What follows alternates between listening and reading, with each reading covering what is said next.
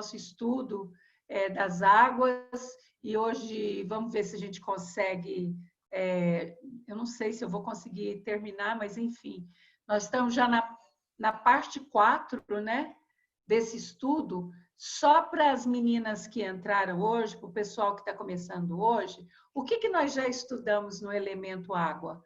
Nós já estudamos a água no plano espiritual, mais especificamente no nosso lar. Estudamos a água na criação do planeta. Estudamos a água como elemento, a sua formação, do que é feita, etc. e tal.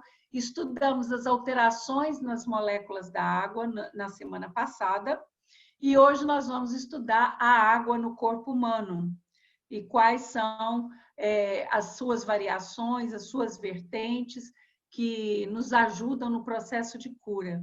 Então, a gente começa aqui o estudo da cura pela água, né? E depois vai ficar faltando estudar somente os elementais das águas, né? As sereias, as ondinas e todos os povos que vivem nas águas e que são os trabalhadores, né, deste elemento.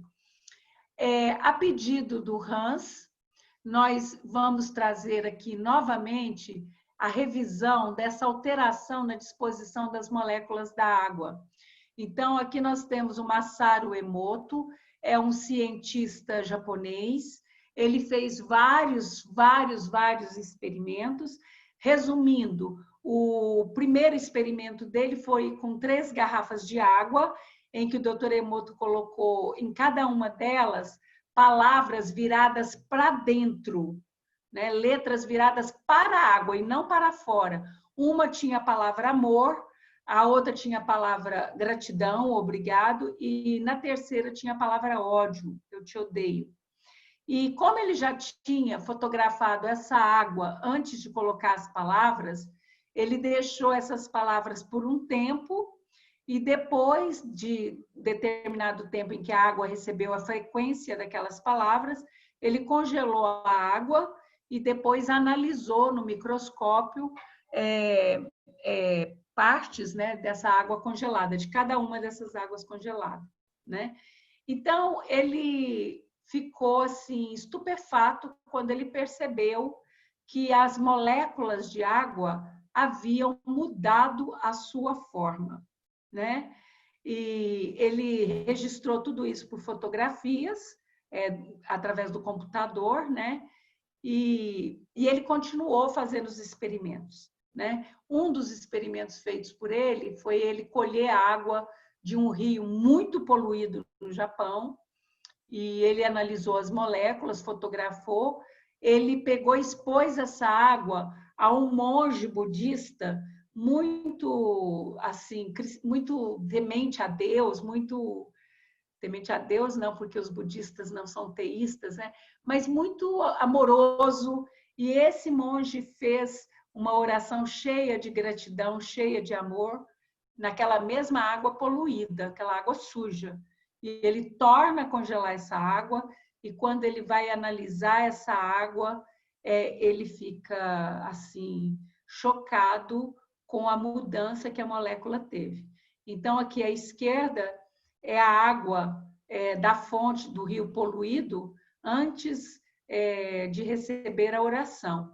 E aqui à direita é a mesma molécula, a mesma água, aliás, a mesma água, com a molécula totalmente reequilibrada, realinhada e, assim, de uma forma cristalina, né?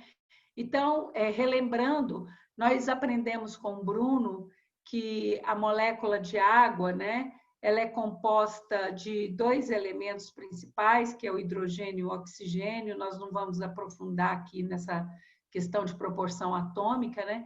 Mas que ela é representada pela essa fórmula de H2Os, né? Então, ela tem uma molécula de hidrogênio e 2 de oxigênio. Oi? O que foi? Eu falei o contrário, né? Então, desculpa, gente. Falei o contrário. E aí ele depois traz essa mesma molécula totalmente diferente da sua forma inicial, né?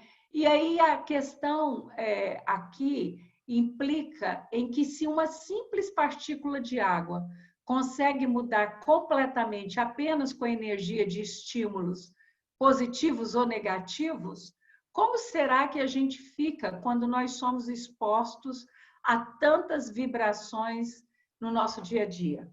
Então, essa é uma questão que o Hans levantou.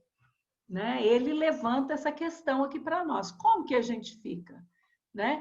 Para a gente entender isso, nós precisamos lembrar que nós somos garrafas de águas ambulantes, Uma garrafa de 1 litro com 70% de água, é isso que nós somos, Só o nosso cérebro, ele tem quase 80% de líquido, Então, o ser humano adulto, ele tem 70% de líquido. O idoso cai para 60%, e por isso que o idoso precisa reidratar-se muito.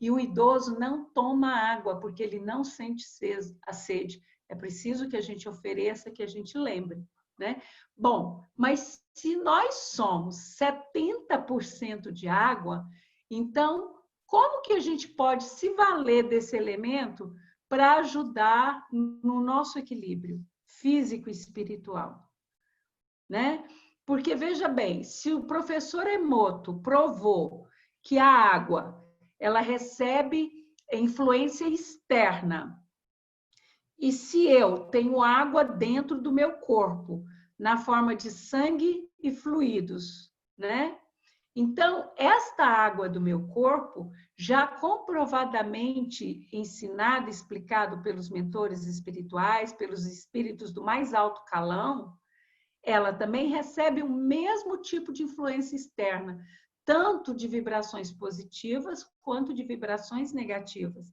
Então, como que eu posso me valer desse elemento para poder proporcionar esse equilíbrio, essa cura no meu corpo, E aí, mais uma vez, a gente fazendo aí uma revisão com novos acréscimos, a gente também estudou com Bruno Previato os nossos corpos emocionais. Nós estudamos os chakras. E um desses corpos, é o nosso, aliás, os corpos que nós temos. E um desses corpos é o corpo emocional ou aquoso. Ele é chamado de corpo emocional ou aquoso, que é o corpo que está relacionado com o chakra aqui do plexo solar, Onde reside muito dos nossos instintos, das nossas sensações, das nossas emoções. Por isso que quando você está nervoso, você tem dor de estômago. Tem muito a ver, porque aí o seu chakra ele gira desordenadamente e causa desequilíbrio nos órgãos que estão sob a sua área de atuação, que é o fígado, o pâncreas, a bilis, o estômago, Então, esse corpo emocional, esse corpo aquoso, ele se manifesta na matéria líquida que preenche cada célula do nosso corpo físico. O que preenche nosso corpo físico? Vamos lá. Nós temos o sangue, que forma o nosso sistema circulatório e que leva oxigênio a todas as nossas células, não é isso? Nós temos os fluidos, que preenchem as células, como, por exemplo, o núcleo da célula, ele é um núcleo aquoso. Então, a mitocôndria, os ribossomos, o núcleo da célula, ele está inserido num líquido aquoso, um fluido, Então, isso preenche cada célula do nosso corpo. Então, o líquido, ele está presente em todo o nosso organismo, E aí, o que é esse corpo emocional? Na semana passada nós falamos, o Hans pediu para a gente enfatizar isso aqui, ele é o nosso modelo organizador biológico. O que é isso? Que o perispírito se ajusta, ou seja, esse corpo emocional, ou aquoso é o nosso perispírito. E é por isso que ele é o aquoso, né? Ele exerce um papel fundamental, porque é ele que dá forma ao nosso corpo físico e também ao nosso corpo etérico, né? É ele que promove a formação e a coesão de todas as nossas células, transmitindo informação de uma célula para outra, principalmente do nosso DNA. E outra, ele reflete as necessidades do nosso espírito. Por quê? Porque ele é o primeiro invólucro mais próximo da matéria, né? Então, esse corpo, ele está à frente de todos os outros corpos que nós temos. Ele é o corpo que o espírito se utiliza depois da morte do corpo físico, porque ele continua dando forma ao espírito, já que o espírito, ele é chama, ele é luz, ele não tem forma, né? O que é mais importante a gente dizer aqui também? O que de mais importante também a gente tem que dizer? Que é esse corpo perispiritual o depositário dos nossos instintos e emoções passionais, né? Ele que expressa a nossa sensibilidade tanto de prazer quanto de dor.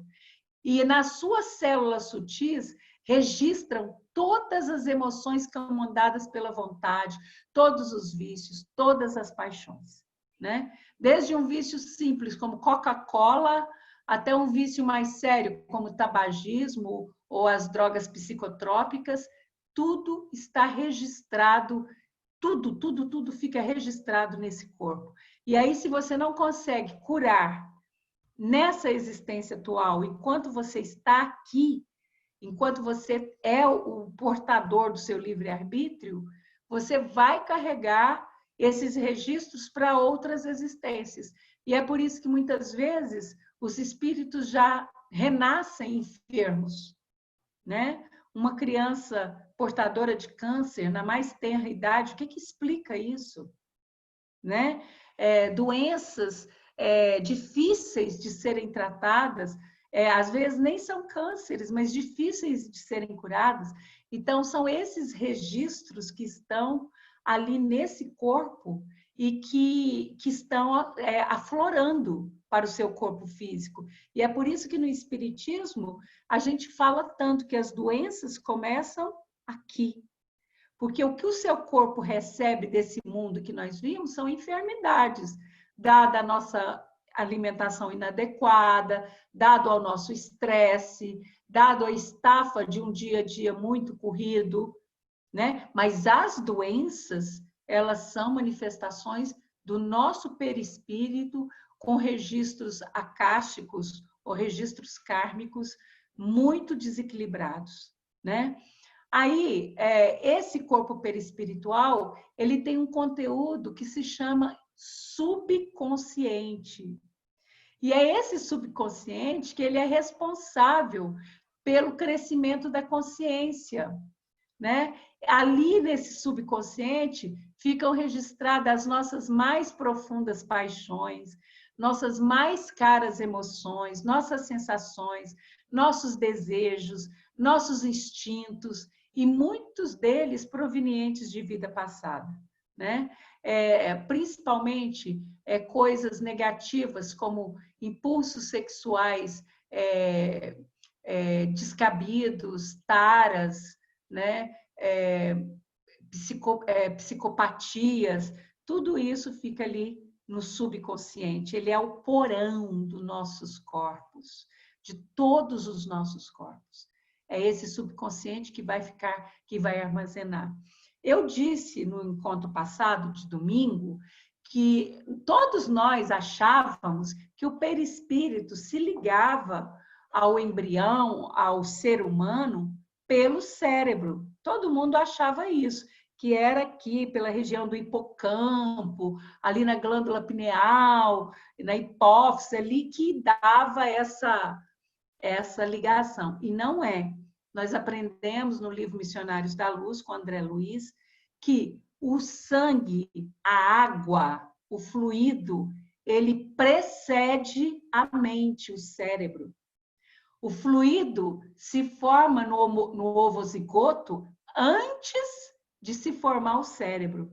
Então, já que o espírito se liga à matéria no momento da concepção, ou seja, quando o espermatozoide penetra o óvulo, a primeira coisa que o espermatozoide vai encontrar dentro deste óvulo, e ao se misturar com ele para fazer a divisão, é um produto aquoso.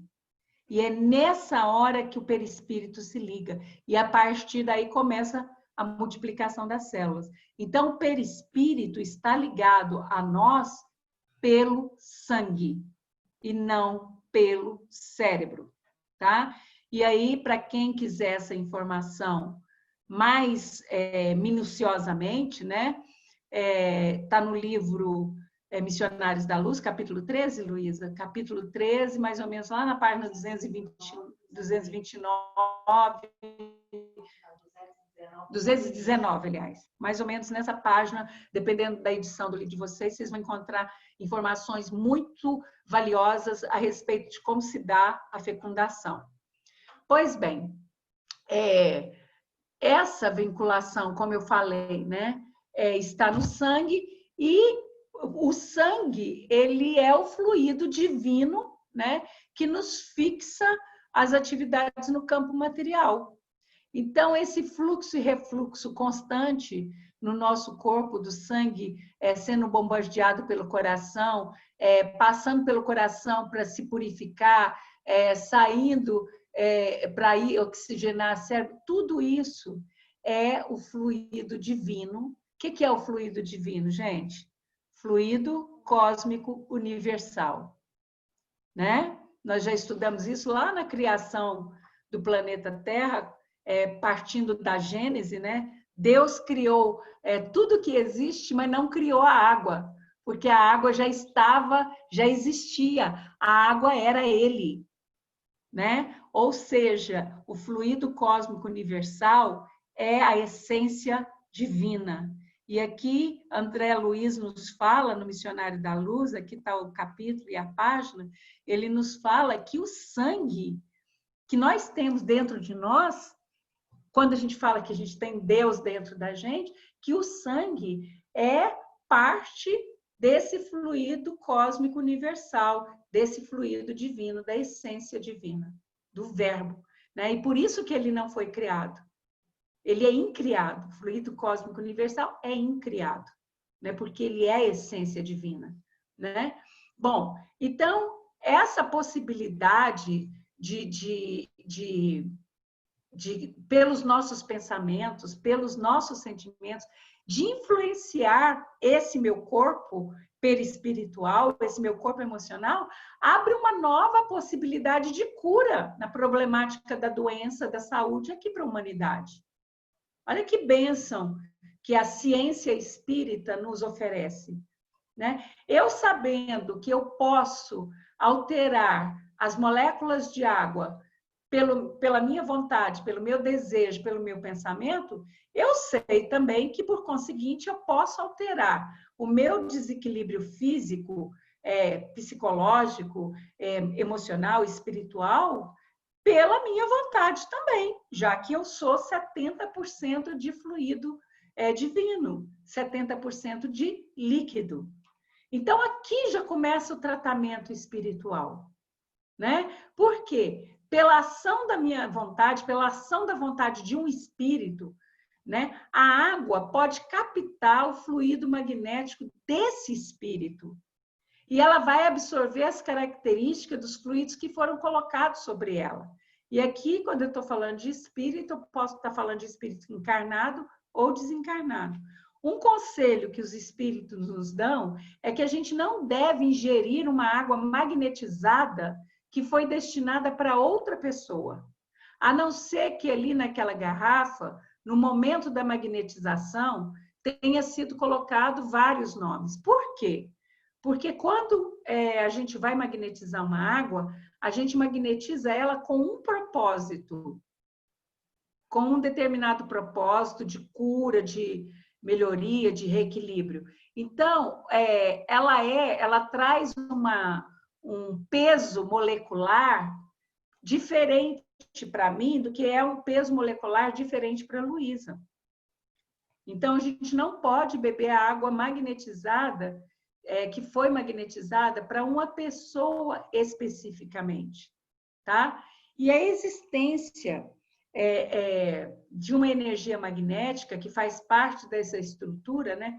Ela faz, veja bem, eu tenho dentro do meu cérebro, eu tenho dentro do meu corpo duas forças. É a força magnética e a força elétrica. Eu tenho essas duas forças em equilíbrio, ou supostamente em equilíbrio. Essa força magnética que eu tenho dentro de mim, que existe dentro de mim, dentro do meu corpo sutil aquoso, ou seja, dentro do meu perispírito, é uma característica do meu perispírito, né? Essa força que eu tenho dentro de mim, ela faz com que eu atraio para mim tudo aquilo que esteja em conformidade com as minhas vibrações. E faz com que eu repila, é um imã, eu atraio ou repilo aquilo que não está em conformidade com as minhas vibrações. Então, qual é o problema que a gente encontra aqui? Não é que a cura está sendo ineficiente, é que eu estou atraindo para mim os iguais. Aí não vai adiantar o espírito fluidificar uma água, transformá-la numa fonte de medicamentosa maravilhosa para você. Não vai adiantar você tomar passe fluídico magnético. Não vai adiantar nada. Por quê? Porque você continuará atraindo os mesmos tipos de sensações, emoções, pensamentos e vibrações que lhes são comuns. Então, aqui entra, mais uma vez, o tal do orai e vigiai, né? Porque nós estamos na era que nós não podemos tratar as doenças como sendo mais efeito. Nós temos que tratar a causa. Então, a ciência espírita, nos dando este tipo de conhecimento, ela está nos ampliando as possibilidades imensas de cura que nós temos para nós mesmos tratarmos as nossas enfermidades, né? Então, eu tenho que levar em consideração que eu vivo num ambiente muito mais amplo, numa realidade muito mais ampla do que essa que eu toco e vejo. E eu preciso entender que eu sou um ser humano integral e que dessa forma eu preciso me lançar mão de outras formas terapêuticas que não só as alopatias, as formas medicamentosas comuns que a gente compra nas farmácias. Nunca, em nenhum momento da doutrina espírita, nenhum mentor espiritual mentor espiritual iluminado de luz, pediu que ninguém abrisse mão dos tratamentos médicos, visto que Deus abençoa o progresso da ciência para que a ciência possa ajudar no progresso do homem. Mas, paralelo a toda a alopatia, a todo o tratamento medicamentoso, nós não podemos hoje mais abrir mão dessas formas de medicamento. Enquanto os médicos da Terra tratam o nosso corpo físico, nós vamos tratar o nosso corpo espiritual, o nosso perispírito, né? Então, essas palavras que a gente emite, a gente fala sem pensar, fala como se a gente tivesse 5 dedos na mão em vez de uma boca só, né? A gente fala por tudo quanto é orifício, né? Fala muito e a gente fala palavras descuidadas, descuidadas de análise, descuidadas de atenção. E essas palavras, esses pensamentos, nossas emoções, elas têm que passar a ser vistas como não só como manifestação humana, mas também como um produto, né, da nossa estrutura eletromagnética que está dentro do nosso corpo. Então, cada vez que eu manifesto um pensamento de autocompaixão, de autocomiseração, de baixa estima, de sofrimento, de piedade, de reclamação, de clamar 2 vezes, né? Eu estou atraindo exatamente essas mesmas coisas. Porque além de ser uma garrafa d'água, eu também sou um imã gigante, um imã ambulante. Então eu atraio para mim, né? E aí, em atraindo essas coisas para mim, eu me torno o quê? Prisioneiro. Me torno prisioneiro dessas formas negativas, né?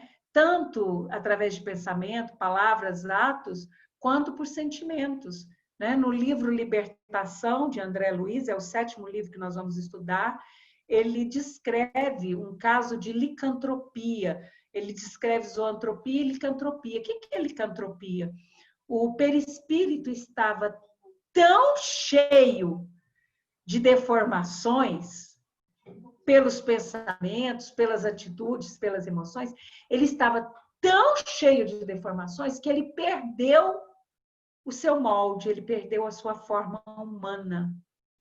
E aí os dragões, como a gente chama, aqueles espíritos muito perversos e que são os que escravizam no submundo, né?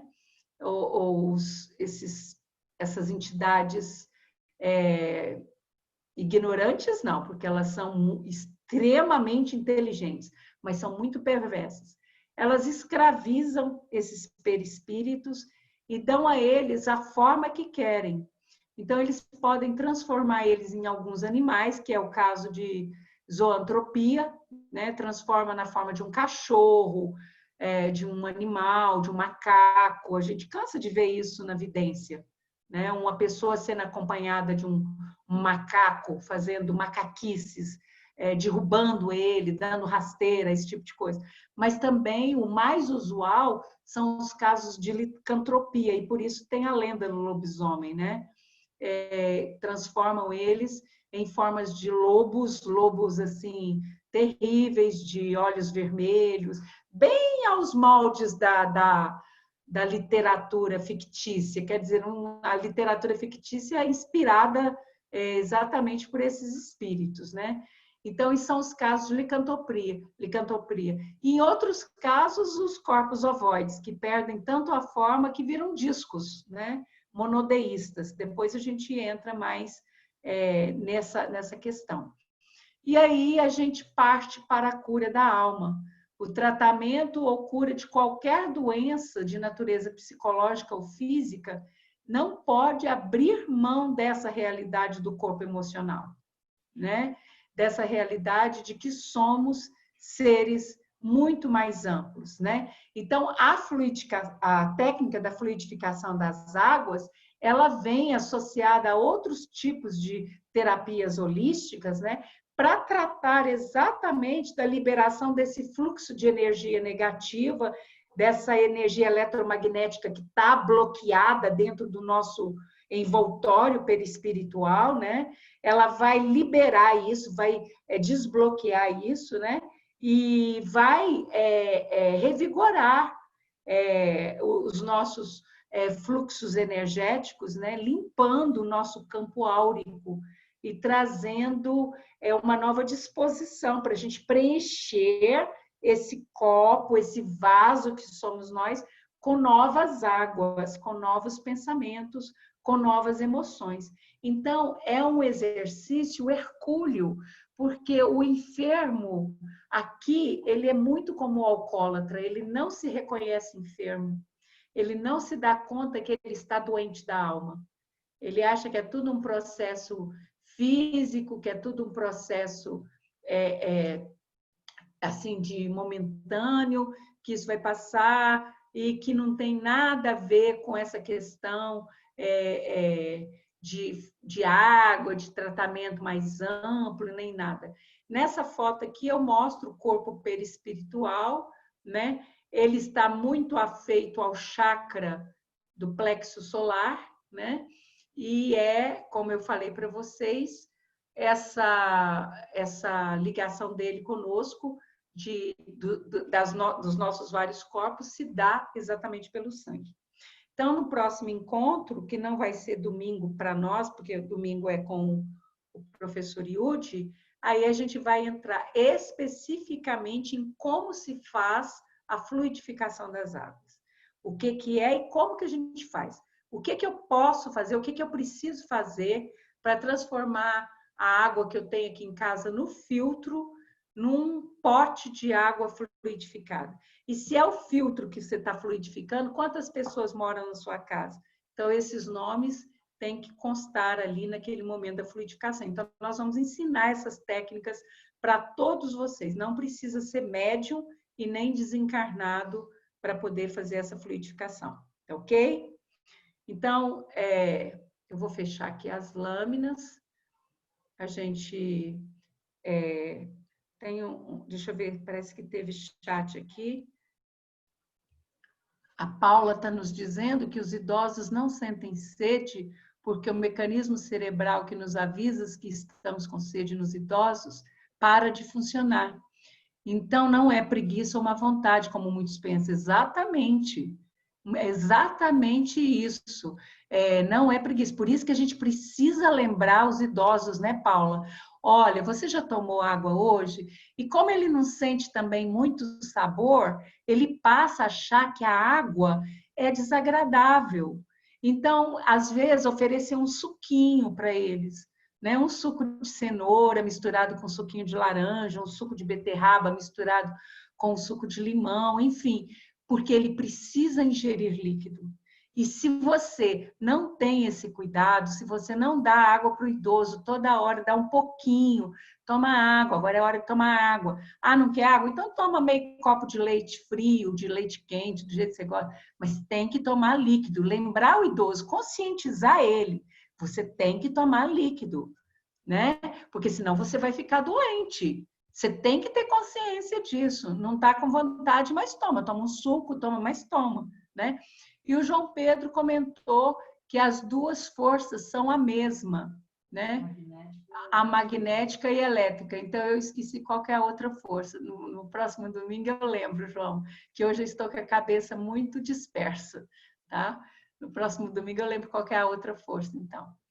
Bom, quinta-feira nós temos o nosso estudo. Hoje nós estamos com a Josefa, estamos com a Patrícia, que é minha amiga de longa data, que eu amo essa Patrícia, gosto dessa Patrícia de um tanto. Deixa eu ver quem mais que é novo aqui hoje, que eu não estou... É muito nome que tem aqui. Ana Vitória, que bom que você está aqui com a gente, com os meninos aí escutando.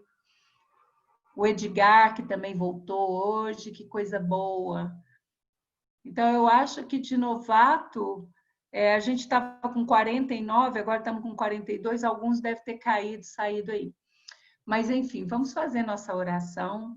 Se vocês estiverem com água aí na frente de vocês, vibrem nessa água, pensem nessa água, como se uma luz estivesse caindo sobre ela, né? Já vamos dando umas dicas, né? Pensem em uma luz caindo nessa água e transformando elas no remédio que vocês precisam.